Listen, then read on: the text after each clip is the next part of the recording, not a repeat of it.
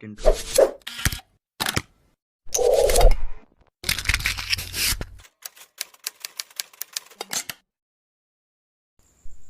Ya, dengan saya Pak Suhardi, Guru Bahasa Indonesia kelas 7. Ya, untuk hari ini kita belajar teks deskripsi.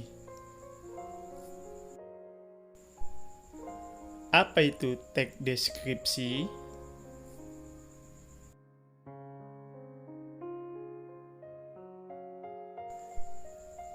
Teks deskripsi adalah sebuah teks yang menggambarkan secara jelas sebuah objek, tempat, atau peristiwa yang sedang menjadi topik kepada pembaca, sehingga pembaca seolah-olah merasakan langsung apa yang sedang diungkapkan dalam teks tersebut. Itu pengertian dari teks deskripsi. Untuk selanjutnya kita masuk ke bagian ciri-ciri teks deskripsi.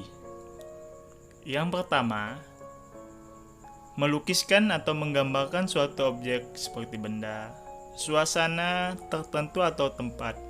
Yang kedua, penggambaran dilakukan dengan melibatkan panca indera, pendengaran, penglihatan, pengecapan, penciuman, dan perabaan. Yang ketiga, memaparkan ciri fisik dan sifat objek tertentu seperti bentuk, warna, ukuran, dan kepribadian secara rinci dan jelas. Yang keempat, banyak ditemukan kata-kata yang maknanya berupa kata sifat atau keadaan. Dan yang terakhir, yang kelima, para pembaca dapat merasakan sendiri atau mengalami sendiri. Itu ciri-ciri teks deskripsi. Setelah ciri-ciri teks deskripsi, kita masuk ke bagian struktur teks deskripsi. Nah, di sini struktur teks deskripsi itu terdiri dari yang pertama, identifikasi, merupakan bagian yang mengenalkan objek, tempat, atau orang yang akan dideskripsikan. Itu pengertian dari identifikasi. Berisi ciri umum seperti nama objek, ukuran keseluruhannya, dan lain sebagainya. Itu berisi ciri umum dari identifikasi. Yang kedua, deskripsi bagian. Apa deskripsi bagian?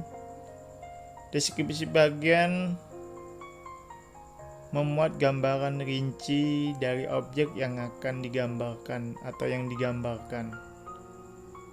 Nah, penggambaran ciri-cirinya itu memecah bagian-bagian objek secara rinci. Dan yang ketiga, penutup. Penutup di sini berisi kesan umum yang didapatkan penulis setelah melihat objek. Berarti penutup itu berisi kesan umumnya. Ya, sampai di sini apakah ada yang masih belum paham? Mari kita cermati struktur dari teks deskripsi. Nanti Bapak akan kasih contoh tentang teks deskripsi. Ini contohnya. Ini tentang tongkonan. Nah, ini nanti bisa dibaca, ada juga di buku, ya, di buku mata pelajaran. Nah, ini tongkonan. Ini bagian dari identifikasi. Ya, ini identifikasi itu terdapat nama objek. Mana nama objeknya? Nama objeknya itu adalah tongkonan. Nah, ini ya, tongkonan berarti nama objeknya. Yang kedua berarti ada lokasi. Lokasinya di mana? Di Kabupaten Nrekang. Ya, nah, itu tepatnya di Sulawesi Selatan. Dan yang berikutnya ada gambaran umum objek. Apa gambaran umum objek? Nah, apa sih tongkonan itu? Nah, itu merupakan gambaran umum dari tongkonan. Misalnya rumah adat masyarakat Toraja. Nah, itu dari yang berasal dari kata tongkon yang artinya duduk bersama-sama. Selanjutnya, ini di bagian sambungan yang dari tadi, yang dari tongkonan ini di paragraf berikutnya ya. Nah, ini nanti bisa dibaca, dipahami, dibaca. Nanti ini termasuk bagian apa ini? Ini termasuk bagian deskripsi bagian. Mengapa dikatakan deskripsi bagian? Karena di dalam teks deskripsi ini memerincikan bahan kayu, ukiran rumah, hiasan atap, itu kan termasuk bagian. Berarti termasuk dari deskripsi bagian dari tongkonan. Memerincikan, dirincikan itu merupakan bagian. Selanjutnya, yang terakhir ada penutup. Ini sambungan dari paragraf tadi. Ini merupakan penutup. Apa penutup itu?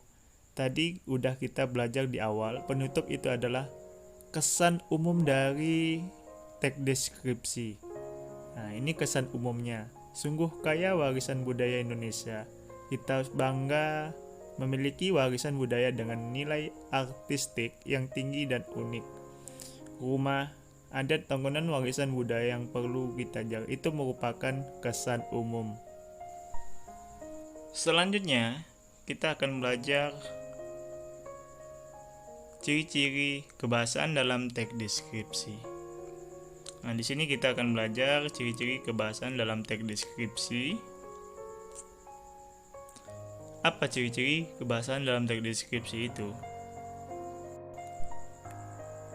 Yang pertama, kalimat berisi penjelasan terperinci untuk membuat objek menjadi konkret. Apa kalimat penjelas itu? Nah, di sini pengertian kalimat penjelas, kalimat-kalimat yang isinya merupakan penjelas, uraian ataupun berupa perincian detail tentang kalimat utama suatu paragraf. Nah, contohnya ada di sini. Nah, ibuku orang yang sangat baik. Nah, ini kalimat perinciannya itu menjelaskan dia berusaha menolong semua orang. Dia ramah dan tutur katanya lembut kepada siapa saja. Dia menjelaskan baik. Nah, berarti itu menjelaskan merincikan kata baik itu. Yang kedua, penggunaan kalimat yang menggunakan cerapan panca indera. Nah, teks deskripsi di sini berisi kalimat yang seolah-olah dapat dilihat, didengar, dan dirasakan. Nah, ini contohnya. Pantai dengan pasir panjang putih. Deburan ombak pantai terdengar berirama.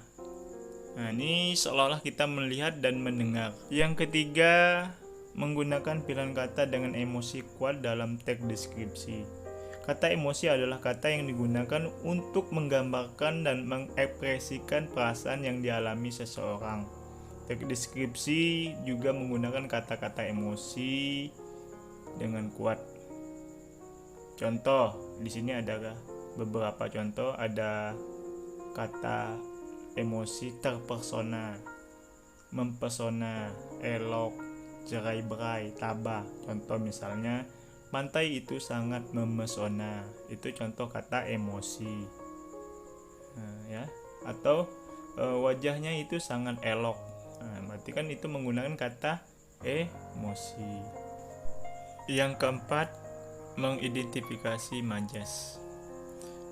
Majas merupakan kata kesan yang berfungsi meningkatkan kesan dan memengaruhi pendengar ataupun pembaca dalam teks deskripsi. Contoh majas pertama ada personifikasi, ada hiperbola. Nah, ini contoh majas. Angin melembut terasa mengelus kulit. Sampai di sini pertemuan kita dulu. Nanti kita lanjutkan pertemuan berikutnya. Bapak harap kalian jaga kesehatan di rumah dan ikutin terus perkembangan dari sekolah. Jangan sampai nanti materi yang disampaikan tidak tahu ya. Assalamualaikum warahmatullahi wabarakatuh.